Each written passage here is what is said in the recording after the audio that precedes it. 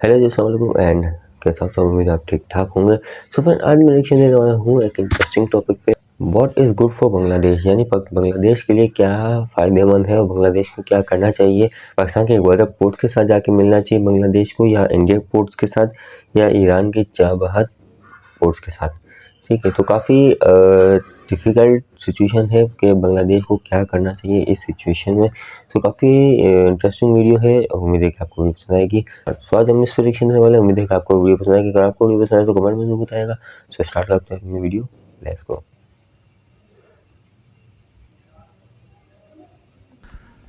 बांग्लादेश के अंदर इस बात पर कुछ हलकों में बहस छिड़ी हुई है कि बांग्लादेश को इंडियन पोर्ट्स के ज़रिए ईरान के चाबहार पोर्ट के साथ जोड़ना चाहिए। इसकी वजह यह है कि सेंट्रल एशिया और यूरोप की मार्केट्स तक पहुंचने के लिए ये एक आइडियल जगह है। अच्छा, अब ये एक ना अजब सा ख्याल है वैसे, क्योंकि चीन के BRI के ख़िलाफ़ वो जो इंडिया ने ईरान के चाबहार के ज़रिए सेंट्रल एशिया तक पहुंचने का एक अल्टरनेट प्लान बनाया हुआ था, जिसे भक्त हजरात इंडिया के अंदर यानी BJP और RSS के सपोर्टर मोदी का मास्टर स्ट्रोक कह रहे थे, वो जब से धपड़दूस हुआ है ना अफ़गानिस्तान के अंदर अफ़गान तालिबान की सरकार आने के बाद, तो अब इसी चाबहार पोर्ट के लिए इंडिया के एनालिस्ट जो हैं ये नित्य नई थ्योरीज लेकर आ रहे हैं हर रोज़ कि सेंट्रल एशिया नहीं है तो खैर है, हमें ना इस पोर्ट के ज़रिए यूरोप और रूस तक जाना चाहिए वाया ईरान, आज़रबाईजान और ये वाला रास्ता। इस रूट को INSTC का नाम दिया गया है और कुछ हजरात तो एक्साइटमेंट में आकर इसको BRI के मुकाबले का भी एक रास्ता कह रहे हैं, जो कि वैसे फजूल बात है, नहायत ही फजूल बात है। बांग्लादेश के अंदर भी काफ़ी एनालिस्ट ऐसे हैं जो कि ये ख्याल कर रहे हैं कि हमें भी इंडिया के साथ मिलकर ये रूट लेना चाहिए, ये हमारे लिए फ़ायदेमंद है। ढाका ट्रिब्यून के अंदर पाठक हसन साहब कह रहे हैं कि India has subsequently obtained an alternative route throughout the multi modal INSTC which provides shipping services from Mumbai to Iran's Chabahar port and bypasses Pakistan altogether.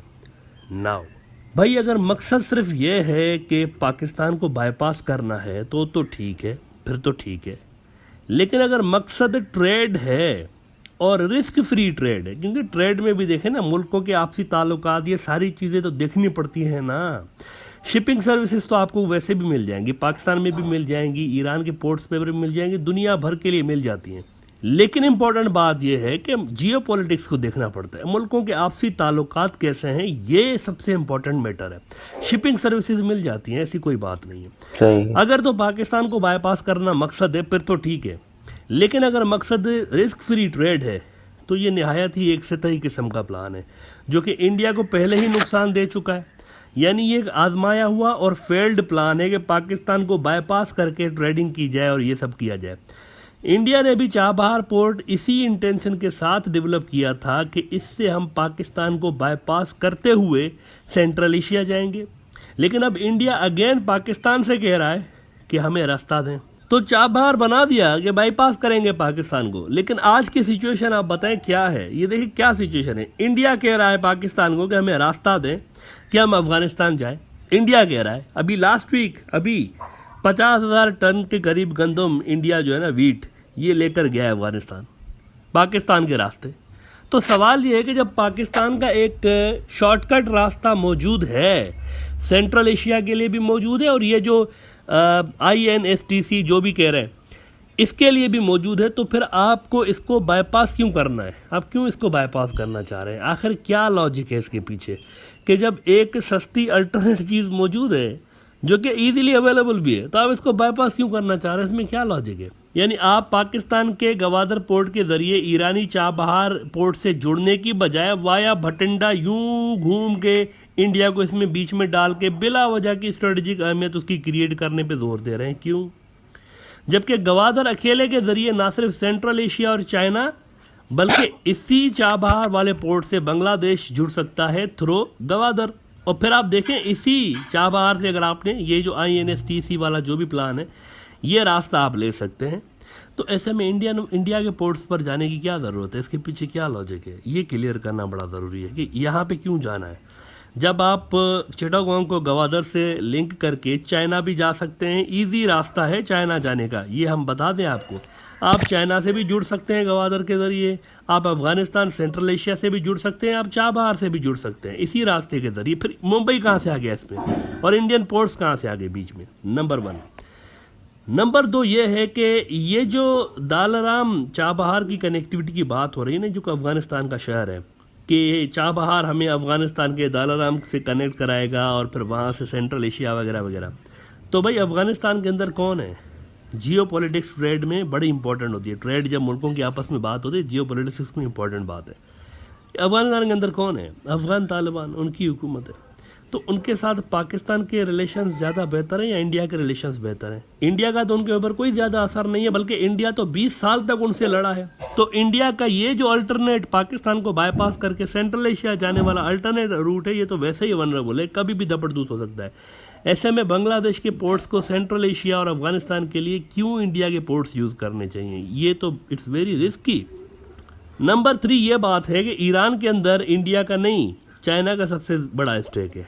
और हाल ही में आपको याद होगा कि कई $100 बिलियन की एक बहुत बड़ी डील भी हुई है ईरान की और चाइना की।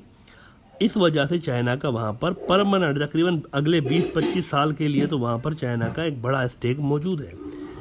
इंडिया के साथ ऐसा नहीं है मसला। और आप ये भी याद रखें कि इंडिया का और चाइना का लद्दाख, सिक्किम, अरुणाचल प्रदेश, इन सब के वजह से जंगी माहौल है। ऐसे में चांसेस हैं ना कि अगर इंडिया का इधर से ट्रेड होगा भी ईरान से, तो चाइना को डिस्टर्ब देम। जैसे कि चाबहार वाले प्रोजेक्ट में चाइना ने क्या किया?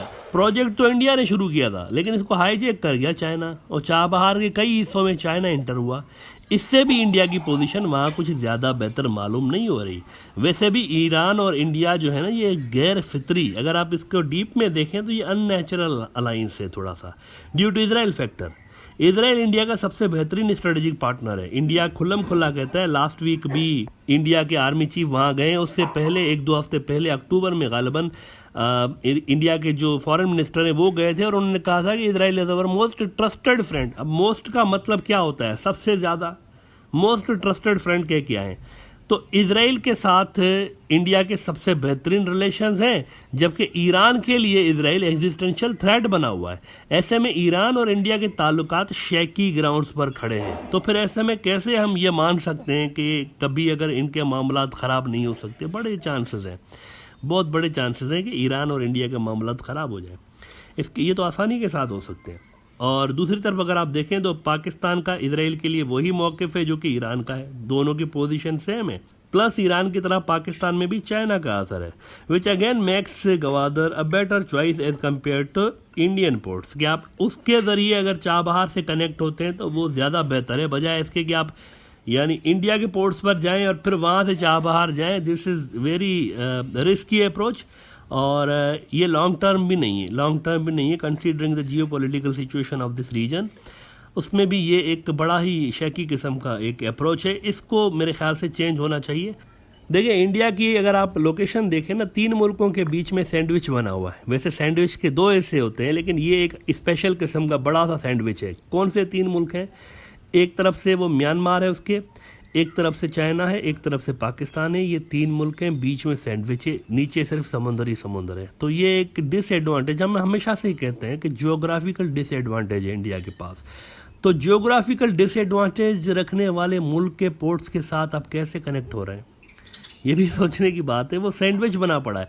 लेकिन अगर उधर से आप पाकिस्तान को देखिए, उधर से उसका चाइना लग रहा है, सेंट्रल एशिया लग रहा है, ईरान लग रहा है, अरब उसके करीब है। आप देख रहे हैं अरेबियन सी भी उसके करीब, यानी वो उधर से अगर आप गवादर से देखें तो ओमान बहुत ही करीब है। छोटी सी कश्तियों में भी जा सकते हैं, इतना करीब है ओमान, मस्कत वहाँ से। अगर चिटागोंग को इससे लिंक किया जाता है तो विन विन अप्रोच है। अगर चिटागोंग को मुंबई के पोर्ट से कनेक्ट किया जाता है तो ये विन विन अप्रोच नहीं है, ये रिस्की अप्रोच है। तो फिर आपने एक्शन ये है कि बांग्लादेश जो है उसको कौन से पोर्ट के साथ मिलना चाहिए, और क्या उसके लिए सही है या क्या उसको फ़ायदेमंद हो सकता है? यानी कि पाकिस्तान को अदर पोर्ट्स हैं, इंडियन पोर्ट्स हैं, और अपना ईरान चाबहार पोर्ट्स है। इन तीनों में क्या करना चाहिए, और आपस में इन सब के जो रास्ते हैं वो किस तरीके से हैं, किसको बाईपास कर रहे हैं, किसको किस तरीके से ट्रेड के लिए यूज़ कर रहे हैं, किसके लिए क्या इम्पोर्टेंट है, सो इस तरीके से ये जो है पूरा वीडियो को एक्सप्लेन किया है। सो काफ़ी नॉलेज वाली है और काफ़ी अच्छी लगी मुझे। मैं बड़ा रिएक्शन दूँ। उम्मीद है कि आपको वीडियो पसंद आएगी। अगर आपको वीडियो पसंद आए तो लाइक करें, शेयर करें, कमेंट करें, बेल आइकन को प्रेस करें, चैनल को सब्सक्राइब करें ताकि आपको नई वीडियोज़ मिलती रहें।